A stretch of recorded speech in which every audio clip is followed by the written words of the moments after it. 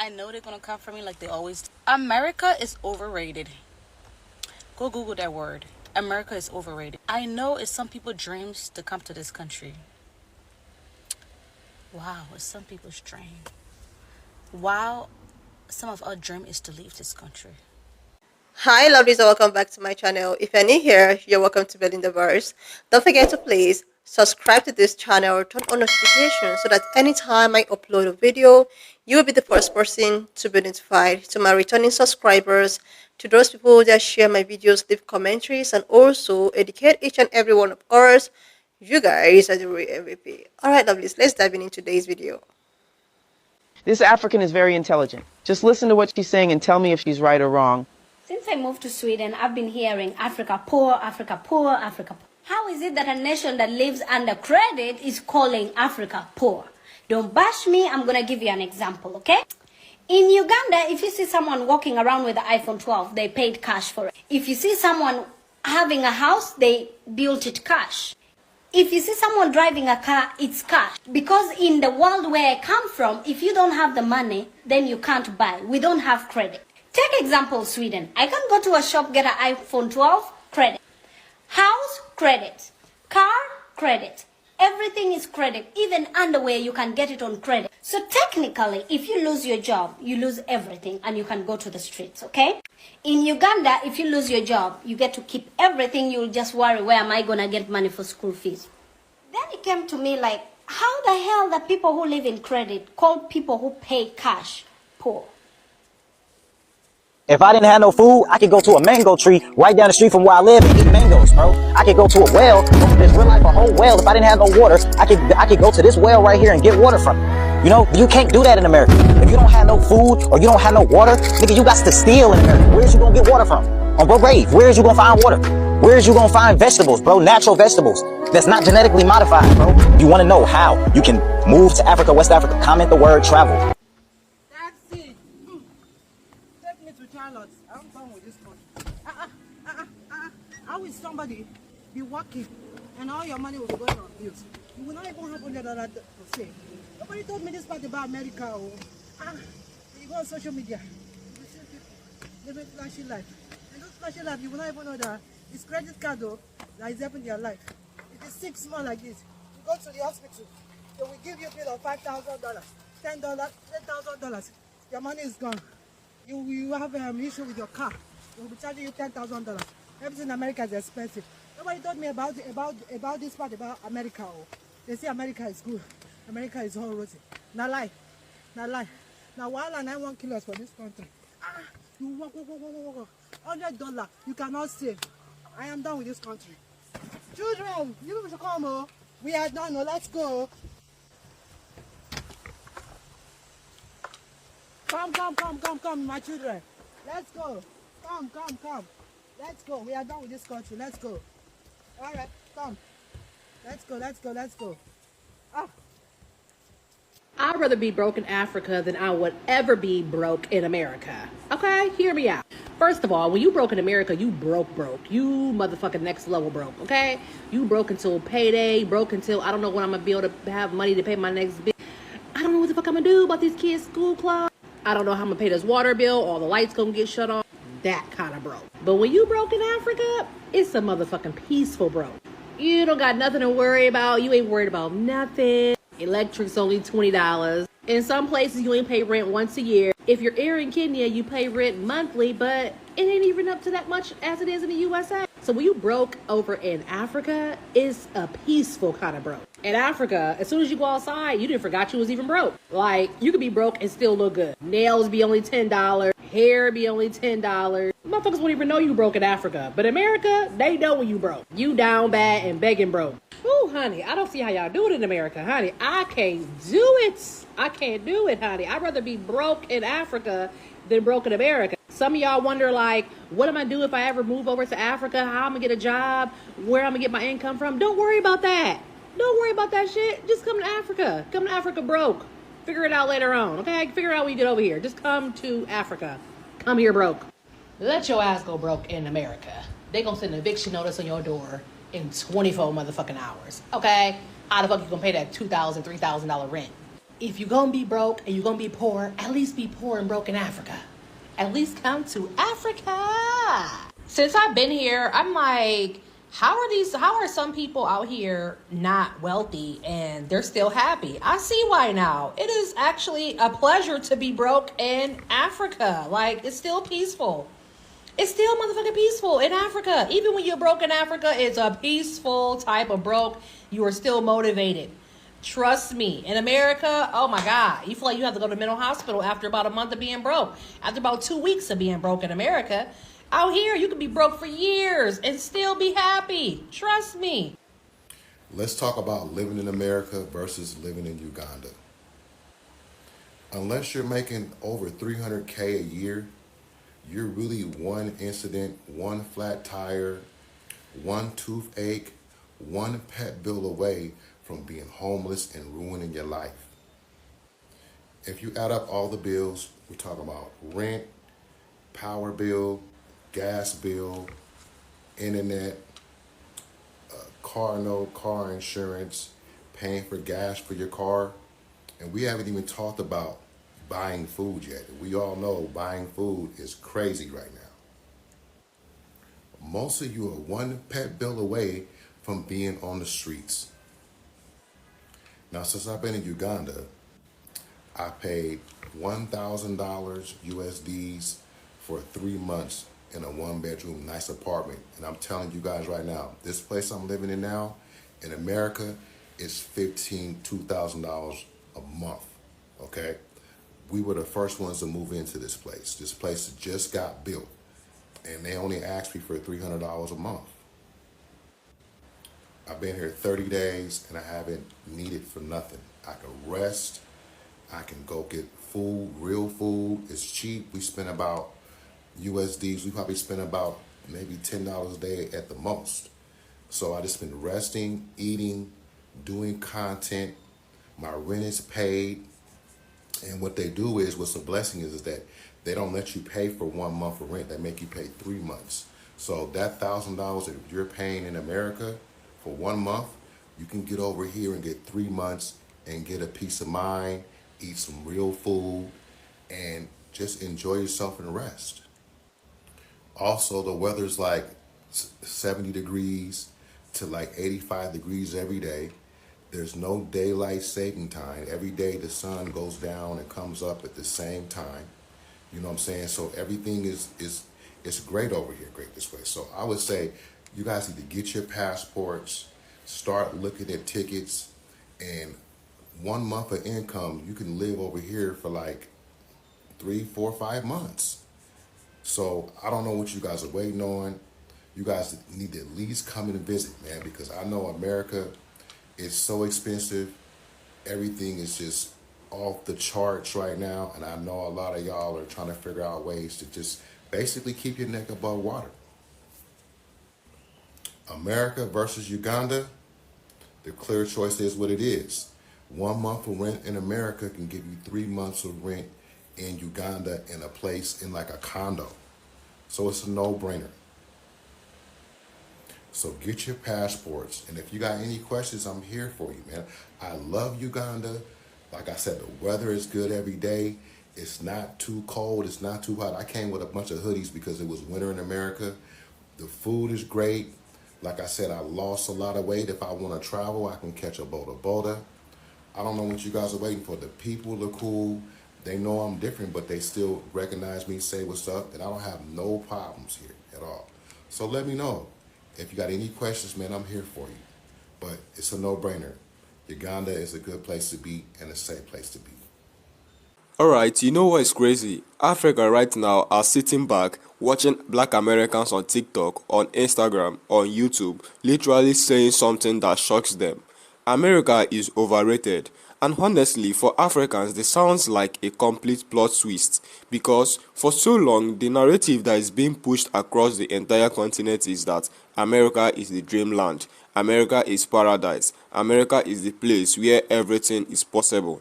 But now, the very people living inside that so-called dream are starting to say, wait a second, this hasn't it. Let's break it down. When a black American says America is overrated, they are not just throwing shade, They are talking about the reality of survival. They are talking about how everything in America costs money. Survival itself is monetized. You want water, you gonna buy it. You want food, grocery store. You want shelter, you pay rent or mortgage every single month.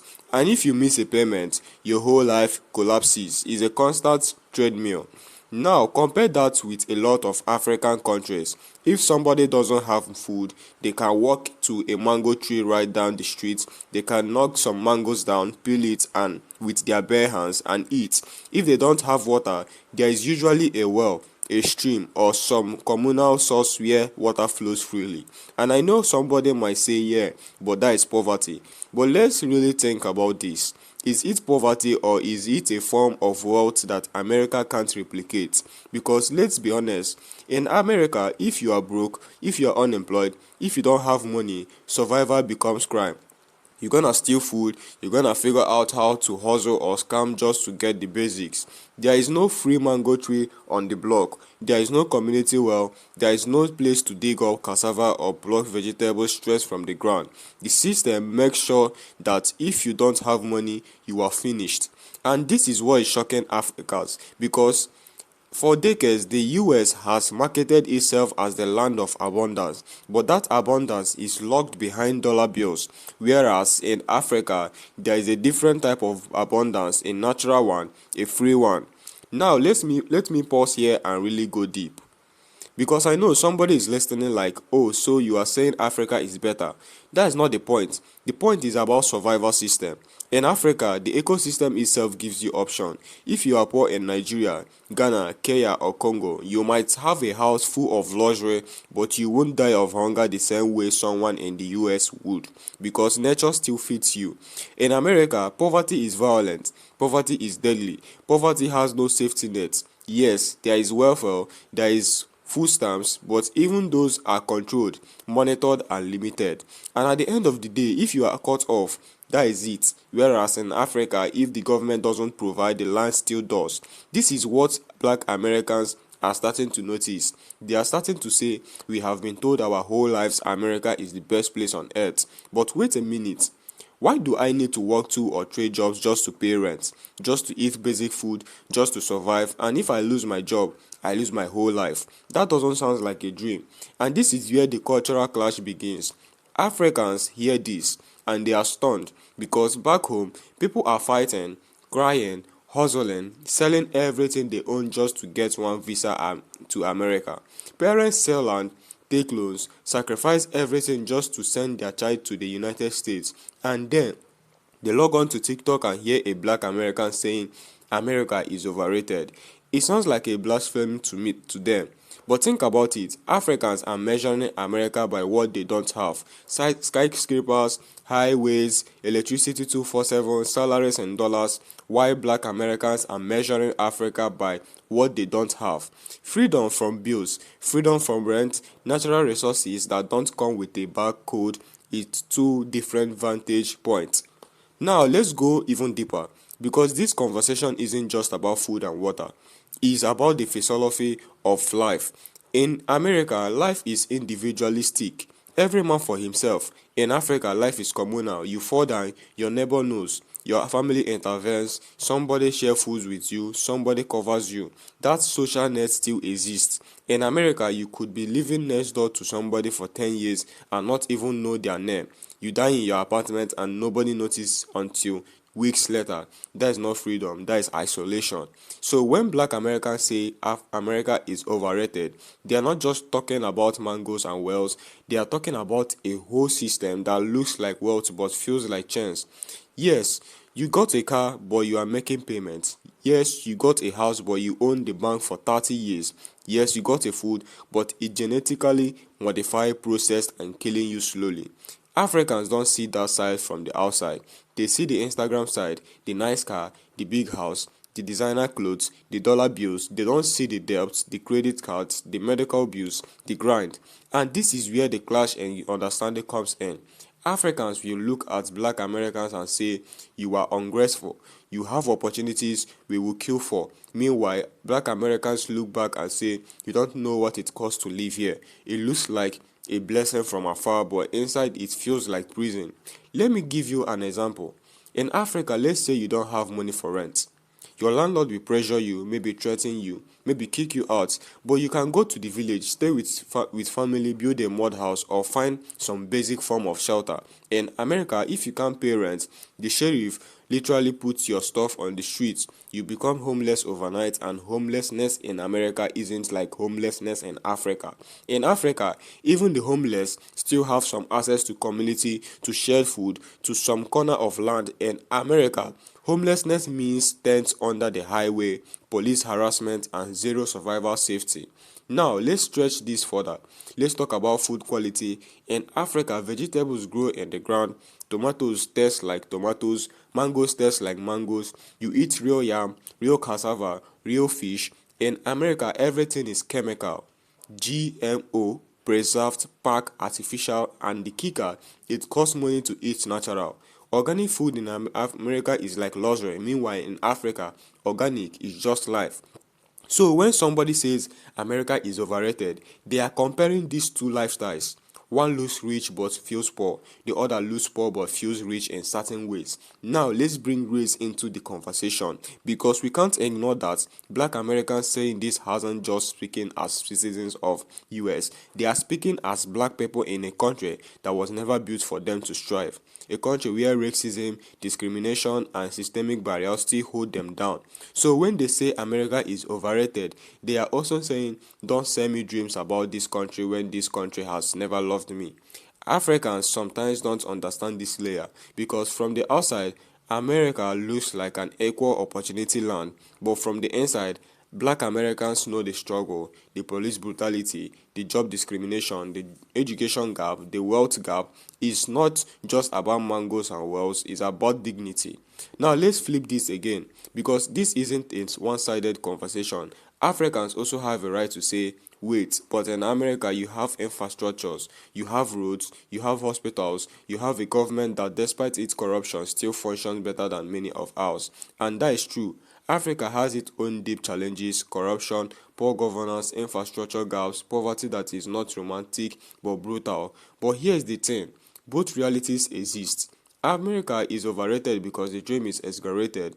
Africa is underrated because the wealth of its land, its survival systems, and its humanity are dismissed. So here's the raw truth. If you bring an Africa to America, they feel like they are living in heaven for the first few years: charity, cars, jobs, the dollar. But over time, will realize that every single one of those blessings comes with a bill attached. You will start to feel the treadmill. Meanwhile, if you bring a black American to Africa, they will feel culture shock at first: unreliable electricity, slow system bureaucracy. But after a while, they will feel a freedom they have never felt before. Food that doesn't kill them, community that protect them, nature that feeds them. That is why this debate is exploding online. That is why it's trending, because both sides are seeing each other's blind spots. Africans are surprised that black Americans don't worship America, and black Americans are surprised that Africans still dream of America. At the end of the day, the truth is this: America is overrated when you measure it by humanity, by natural living, by freedom from financial slavery. Africa is underrated when you measure it by the same things. So the conversation we should be having is not which is better, but what can we learn from each other. Because here is the hard fact: the dream is not America, and the dream is not Africa either. The dream is balance. The dream is to have African resources with Americans' infrastructure, to have African communities with Africans' efficiency, to have black African lands with America's technology. Until then, people will keep migrating, people will keep debating, Africans will keep chasing visas, black Americans will keep saying America is overrated. And the irony is, both sides are right. And if you have watched up to this extent, thank you so much for all the love and support. Don't forget to please leave me your own thought in the comment section of what you think of this video. And please do not forget that we do not support any form of bullying and harassment. Alright, lovely. See you when I upload the next video.